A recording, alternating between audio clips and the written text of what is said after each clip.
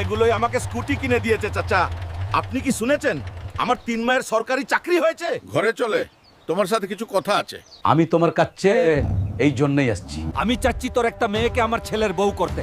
তোর মেয়ে আমার বাড়িতে দুধে ভাতে থাকবে। আপনার ছেলে আমার মেয়ের জন্য যোগ্য না। না, আমার ছেলে তো মুদিখানার দোকান করে। আমি কেন আমার মেয়েকে বেকার ছেলের সাথে বিয়ে দেব? সরকারি চাকরি ছাড়া আমি দেব না।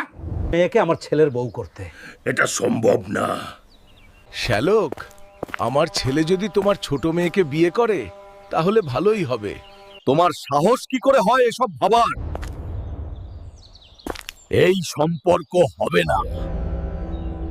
হাই রে দুনিয়া, আজকে আমার মেয়েগুলোর সরকার চাকরি হয়েছে বল।